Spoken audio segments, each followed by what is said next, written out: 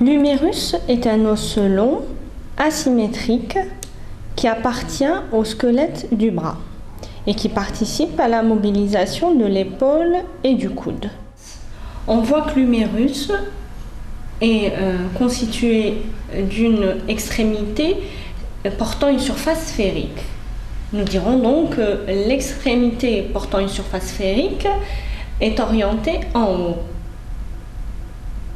La surface sphérique regarde en dedans et le bord le plus tranchant regarde en avant. Comme nous l'avons dit, c'est un os long présentant une diaphyse et deux épiphyses. Son épiphyse proximale est volumineuse. Elle est unie à la diaphyse par le col chirurgical. Au niveau de l'extrémité proximale, il y a 3 tuberosités, dont une est articulaire. On la voit ici, c'est la tête humérale. C'est une surface sphérique, un tiers de sphère, encroûtée de cartilage hyalin, limitée par le col anatomique qu'on voit ici. Elle est articulaire avec la cavité glénoïde de la scapula.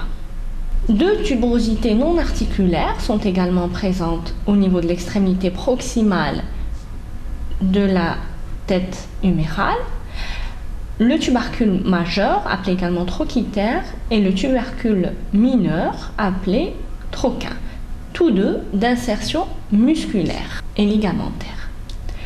Entre les deux, on retrouve ici le sillon bicipital ou tiers bicipital dans lequel va passer la longue portion du biceps. L'extrémité proximale ou l'épiphyse proximale est reliée avec le reste de l'os, c'est-à-dire avec la diaphyse humérale, par l'intermédiaire d'une zone qu'on appelle le col chirurgical.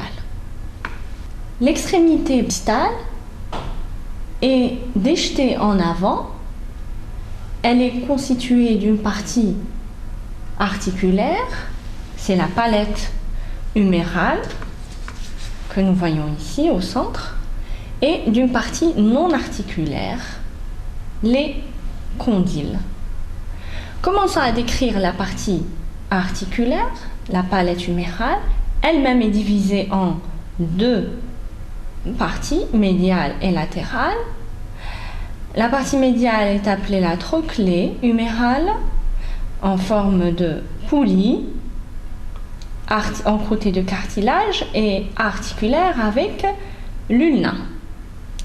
La partie latérale est appelée le capitulum, sphérique, encroûté lui aussi de cartilage et articulaire avec le radius.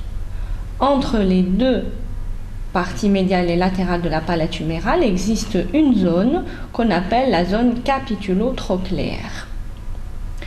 La trochlée humérale est surmontée d'une fossette qu'on appelle la fosse coronoïde, alors que le capitulum est surmonté d'une autre fosse, c'est la fosse radiale. Dorsalement, il existe une seule fosse qui est la fosse olécrânienne qui surmonte la trochlée humérale dorsalement. Pour les parties non articulaires, il s'agit de 2 condyles, le condyle médial et le condyle latéral d'insertion musculo-ligamentaire. La diaphyse humérale, ou le corps diaphysaire de l'humérus, est triangulaire à la coupe et présente donc 3 faces, une face médiale, une face latérale et une face postérieure qu'on voit ici. Ces 3 faces sont réunies par 3 bords, le bord antérieur qu'on a vu tout à l'heure en orientation, le bord médial et le bord latéral.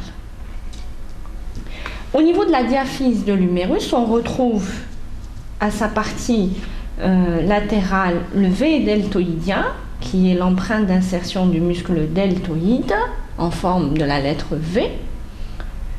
Nous retrouvons également sur sa face postérieure un sillon ou une empreinte de passage d'une oblique du nerf radial.